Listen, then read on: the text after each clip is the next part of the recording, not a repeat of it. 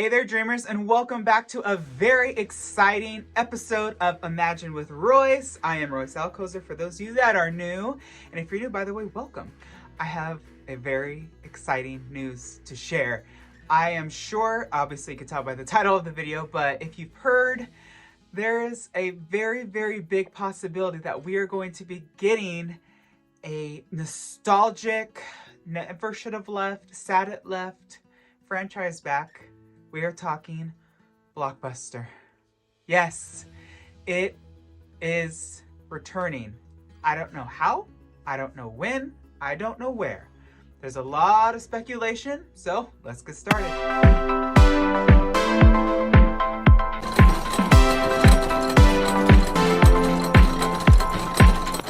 So it all started this morning. I actually saw a news article on it on Twitter, and I was like, wait, what's going on? So I went on Blockbuster's official website, and there I saw it. Be kind as we rewind. That can mean so many things. It is definitely a cliffhanger. I am going to kind of tell you my thoughts based off of what I talked about with Chris earlier, and we think it's going to be a streaming service. And that's pretty much what makes sense, right? Like a blockbuster, coming of age, adapted to the time streaming service. I would definitely do it. I could see Blockbuster originals, Blockbuster original movies. It's the possibilities are endless, guys. Or what I think would be the better is stores reopening. Having that opportunity to walk into a Blockbuster again. And I know that a lot of people know that Oregon is the last remaining Blockbuster, but I've never been. I probably should go, especially based off of how happy I am today. I definitely didn't realize how much I missed it.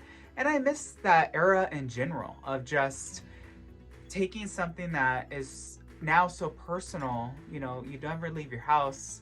That was so communal. We were all just there experiencing it together, whether it's holding that movie, looking at other options.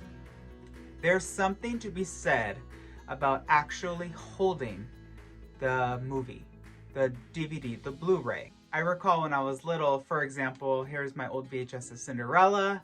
For those that don't know, which if you don't know, that's tragic, and I'm sorry that you never got to experience Blockbuster, on the shelves, it had a copy of the VHS, and then you peeled behind, and then you would have like 4 or 5 copies usually of that VHS, but it was in its own Blockbuster style box. And that is what you took home, that is what you were supposed to return, and you were supposed to also be kind and rewind. Not everyone did. Did everyone rewind? Also, just a side note here, when I was little, my mom used to always get so mad at me. She used to always say, don't rewind in the VCR, rewind in the rewinder, which, by the way, I laughed today because Chris didn't even know what a rewinder was. For those that don't know, it was its own thing, its own machine.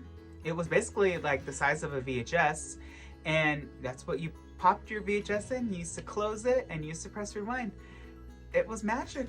It was definitely a device of its generation and of its time. It's completely unnecessary now, which is sad, unless you want to rewind your, collectible VHSs. I wonder, what was the last movie made on VHS?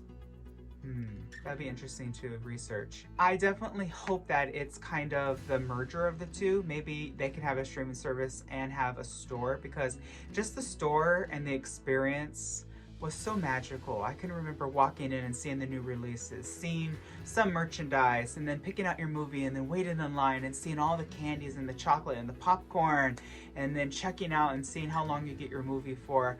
I don't know, because I was a kid when Blockbuster was like thriving. Did they let you choose how long you were able to check out the movie, or did you have to pay more for a longer rental?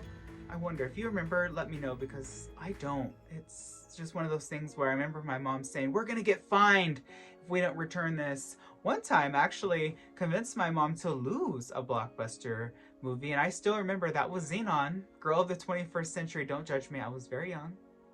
and I remember she paid like, I think it was like $50 or $60 fine for losing the VHS. I was so happy. I loved DComs, by the way. If you've never seen a Disney Channel original movie, you're missing out. They are all streaming on Disney Plus, and they are amazing. But anyway, that is the news of the day. What do you think it's going to come back as? A streaming service? Maybe it could come back just selling DVDs, kind of like a Best Buy. The possibilities are endless. I am just so happy and excited for this news and just this potential comeback, because I miss so many things that were a part of my childhood growing up. And it's so sad that so many things have either gone out of service, got out of stock, you know, the store closed. It's just, wow, this is something that you don't hear very often, that it's returning, which is amazing. Toys R Us kind of returned, but it's in Macy's, so I don't know if that counts. Well, everyone, that is all the time I have for today's episode. If you like this content, please let me know. Hit subscribe, thumbs up, bell, you know the drill. And I will see you next time on Imagine with Royce. Later, dreamers.